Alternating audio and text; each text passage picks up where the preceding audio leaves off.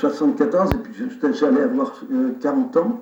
Et puis je me suis dit, ça faisait déjà 1 an, 2 ans, que je me disais, faut peut-être que tu t'arrêtes de balader comme ça. Attendons que je présente celle qui va rester peut-être, qui va être peut-être la femme de ta vie. Puis Agnès est arrivée un beau jour, dans l'entrebâillement, rideau comme ça. Je dis, ce que tu fais là, toi, je la connaissais pas. C'était l'homme qui m'intéressait, pas l'artiste. Avec tout ce que ça représentait de superficialité, à l'époque, de frime, voilà quoi, tout le glamour du show business de l'époque. Moi, je suis tombée amoureuse d'un homme. C'est bêtement le coup de foudre. Et tout d'un coup, on se lâche plus. Et on devient un. C'est comme toutes les rencontres, en fait, où c'est ce qu'on appelle la sympathie ou l'antipathie. Mais il y a des gens avec qui il n'y a aucun problème, quoi. On se pénètre. Il y a dans le corps, ce qu'on appelle le corps éthérique, ces vibrations qu'il y a entre nous. Quelquefois, on s'interpénètre sans aucun problème. Puis quelquefois, Moi, ce que j'ai beaucoup aimé vivre avec Alain, c'est le combat. C'est gagner à côté de lui. Parce que sinon, je restais là, il était là, et pour moi, c'était épouvantable.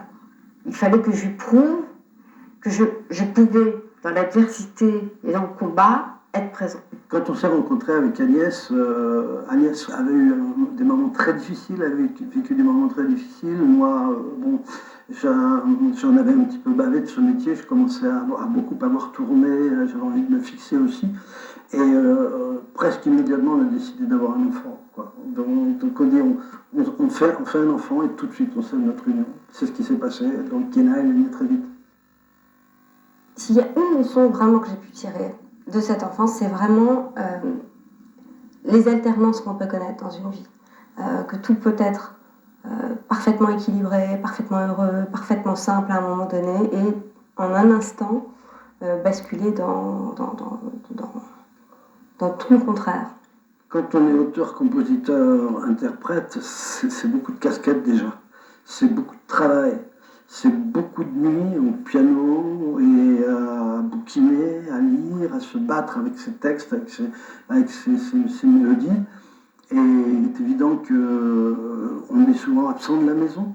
Donc l'enfant a tendance à vous dire « tu t'es jamais occupé de moi » en fait, alors que c'était pas tout à fait vrai parce que quand même je crois qu'on a été des parents assez sympas, quoi.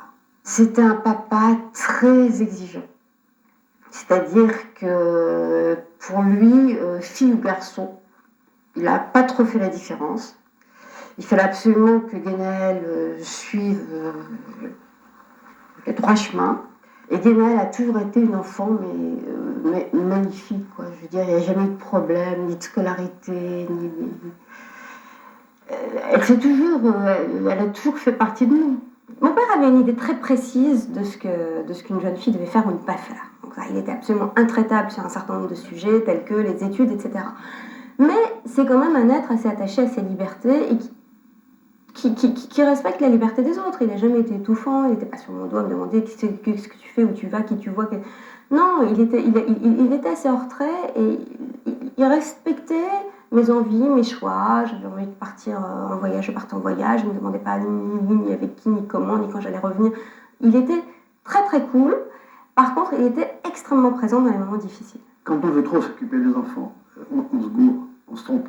Et donc j'ai toujours pensé qu'il fallait laisser l'enfant aller, de temps en temps, plus un petit peu à gauche, plus un petit peu à droite, dire non, là, ça va trop haut, ça va trop bas. C'est peut-être ma naissance, c'est peut-être parce que j'ai dû le faire tout seul que j'ai cette attitude-là. À côté d'un artiste, il faut pas se contenter d'être fan. Il faut savoir lui dire non. Il faut savoir lui poser des limites. Et il faut absolument qu'il continue à vous admirer toujours. Je me suis posé la question quand j'ai voulu travailler avec lui, de savoir si j'étais la bonne personne pour le conseiller, sachant qu'on a un instinct de protection quand il s'agit de quelqu'un qu'on aime, qui n'est pas forcément compatible avec les exigences du métier, les exigences de tel ou tel projet. J'essaie d'être le plus possible objective, j'essaie de prendre un certain recul, j'essaie d'écouter les avis des gens du métier, qui ne sont pas forcément là pour le protéger au départ, mais dont les avis sont pertinents. J'essaie d'intégrer tout ça, j'essaie de prendre du recul, et j'essaie de lui donner mon avis. C'est quelqu'un de très juste. Partout où il passe, il redresse.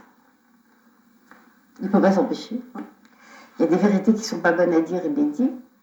Il est vraiment d'une résistance et d'une force morale extraordinaire. Alors, le défaut, il est un peu difficile. Il a du caractère, mais un petit peu trop par moment. Il a besoin qu'on le comprenne, qu'on fasse l'effort de le comprendre, et c'est très compliqué. Parce que